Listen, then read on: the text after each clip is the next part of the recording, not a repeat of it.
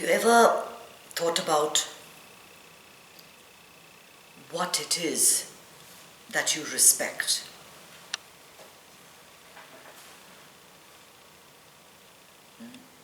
Think about it now. Do you respect people with money? Do you respect people with success, fame? Do you respect institutions? Do you respect countries and religions? Do you respect ethnicity? Do you respect just the ordinariness of real life that happens every day?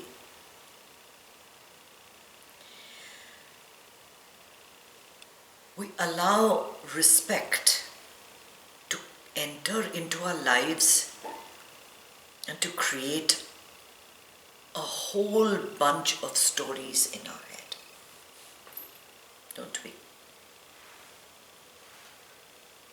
That we did not get respect from someone. Somebody said something to you, hung up the phone, made a comment about the way you look, or the God you pray to, or the person you vote for, and all at once you feel disrespected. Something inside you is saying no. Why? Why is it saying no? Because really, when everything is said, everything is done, all of it is done, what you really wanted was to feel the love that you want to spread in this world. Because when you connect to your source, the only thing you want is love. Every act that we think is evil, or not right, or rude, it can go all the way from rudeness to actually somebody taking a gun and pointing it at you or at someone else. Why do people act the way they do? Why this hatred, this anger? What is it that they really want? What is it that we all really want?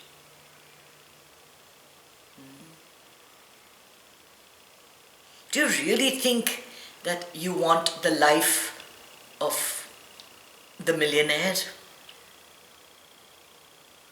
the president, the head of the church? It's one thing to admire, but when you're talking respect and disrespect, what is getting hit is your ego.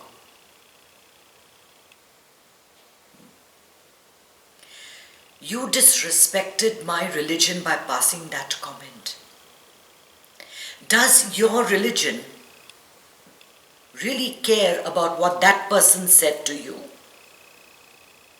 Which part of that religion cares for it? The only thing that cares about it is a thought in your head.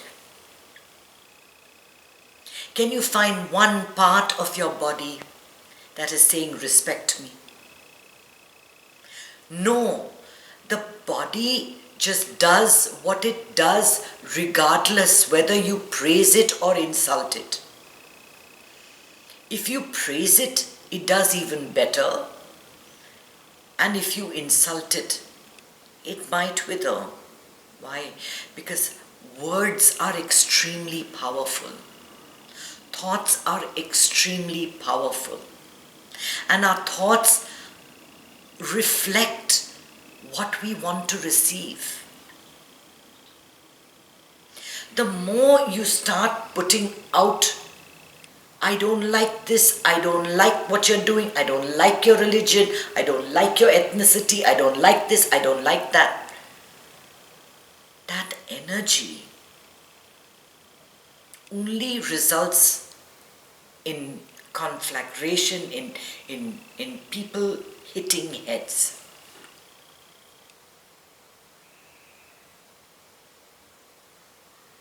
And this is what takes place at every level. At every level. People get angry because they feel as if they've been disrespected. Disrespect is another part of arrogance. Because we think we are not the true source, not the true consciousness. We think we are the emotion we feel. At that moment, what is happening when someone says, "Oh my God, you're a Christian," what happens? How can she talk about my religion, my God, my faith? How can she say that to me? How dare she say this? Who is saying what to whom? On whose behalf are you getting so agitated? What are you trying to defend? What happens ultimately is that your state of mind becomes completely crumbled, it crushes, it becomes the emotion, the resistance, the inner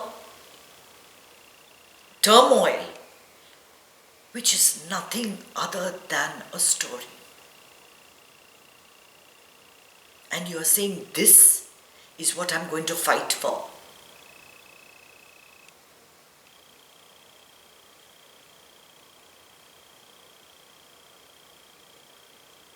What do you want? What do you want? Does the garbage collector deserve more of your respect than the billionaire?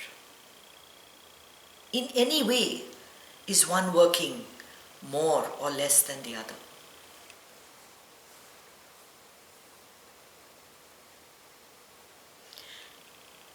Think about what or who we respect in this world. And I'm not talking about tolerance. I'm not talking about what you put up with. When you really connect to your source and when you allow that love to become your existence, right?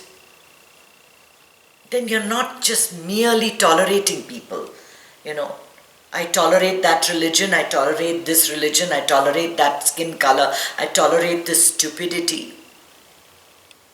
Then you're truly embracing all of it. All of it. That compassion that we talk about, it's not about just honoring and respecting. Never forget that words such as these are nothing other than words, and all words can do is point you in a direction. We never stop to sit and examine what we are actually respecting in this world, what we value, what we honor, what do we really, really want.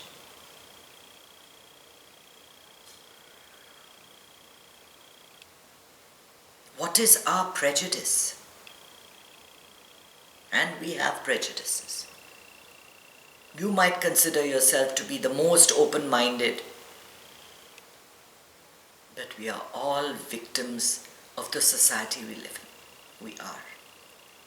And we have prejudices. There's nobody that can truly say they don't really see the differences. To see the differences and to embrace it.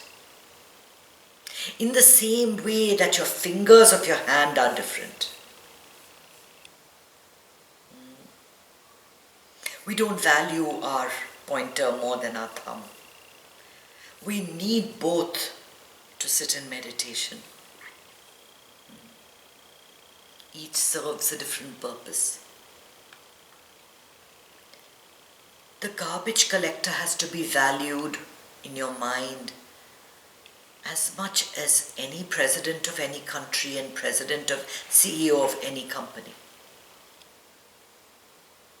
Somebody has a little luck their way. Somebody has money their way. Someone has other burdens, health problems. Each person comes into this world with a different basket. And what is important is what we are putting out into this world. You can only be disrespected if you believe that to be so.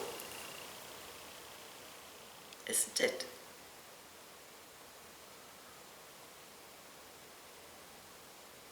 To face an insult with a smile, that is enlightenment.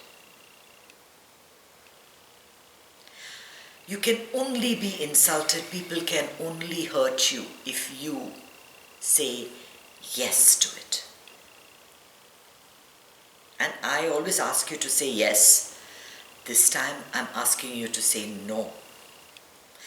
Reject all thoughts that are negative, that are designed to make you feel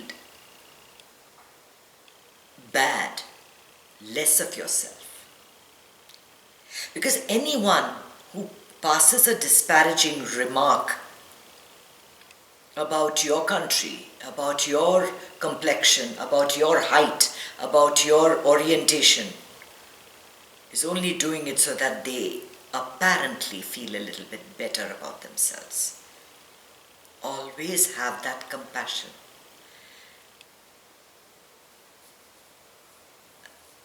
He knows not what he does.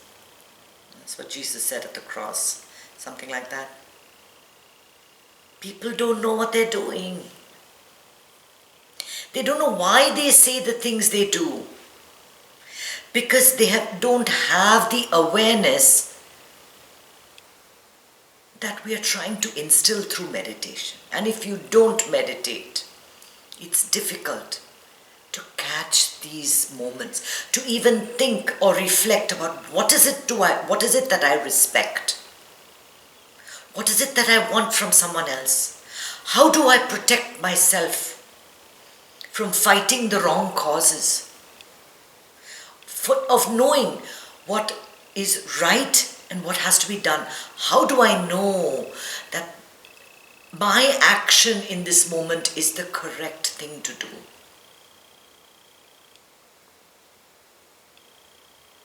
There is a big controversy going on today in India on something connected with religion. Talking about something that was written 5,000 years ago in a different era or 3,000 years ago in a different epoch. Everybody that they're talking about is dead and gone. Why talk about it now and ruin everything for yourself? I feel like laughing whenever I see these debates going on where people are rude and harsh and mean to one another. Leads to wars and hatred and anger. Why? Why? I don't make that my reality. I don't. I'm not going to fight for any country, for any ethnicity, for anything, because I am all of it. And I am none of it.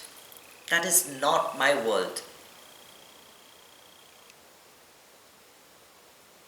By the same token, all the siddhas, you'll see even in Nisargadatta says, there might be a situation that comes up in your life. Somebody says something to you and you might have to slap them on their face. And if that's the right action in the moment, okay, I'm not advocating it, okay? I'm not advocating it. I'm telling you what they said. Sometimes you have to take certain actions. to prevent something worse from happening.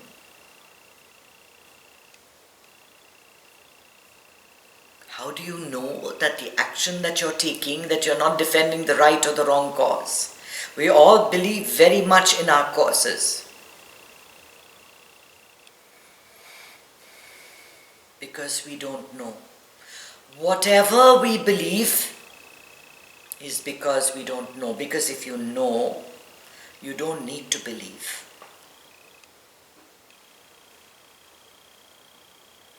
We have to go with what we know, what is happening right now.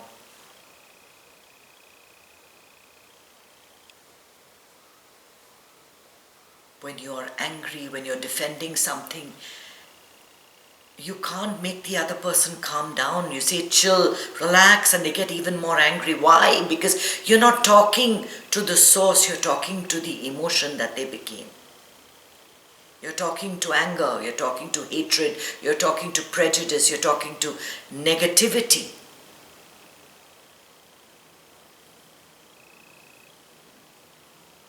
You think about it.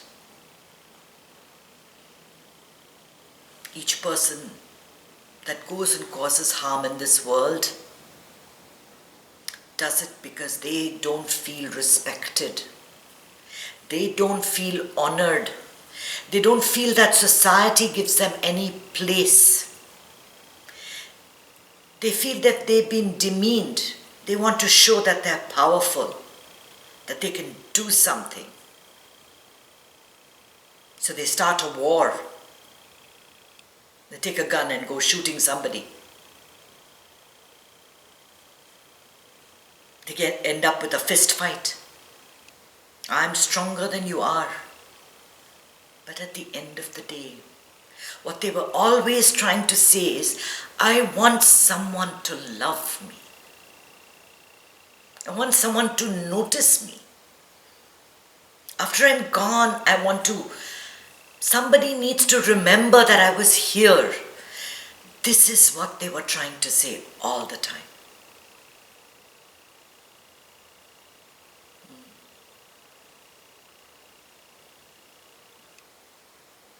And I can't cure the problems of the world. The world is not listening to me. But at least I can point your heads in the right direction. Stop looking outward into this world of respect and self-esteem and emotions and hatred and love and envy and jealousy and greed and all of that, and start moving back into the source. In the source there is only love, there is only peace, there is only stillness, there is only happiness. That's what you really want. That's what you really want. Find that in every action in your day. Find that when you work, find that when you work out, find that when you meditate, find that when you cook, find that when you talk to your friends, find that in everything.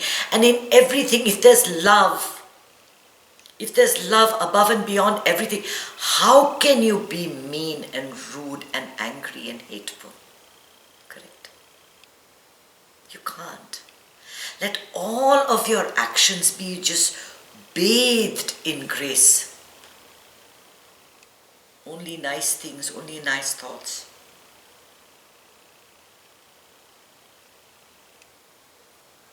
A smile for every insult. How about that? That's quite a challenge. That's quite a challenge. But if you can even do it once, that's the first battle won. It doesn't matter what they think of you, your community, the way you look. What matters is, am I happy now? That's all.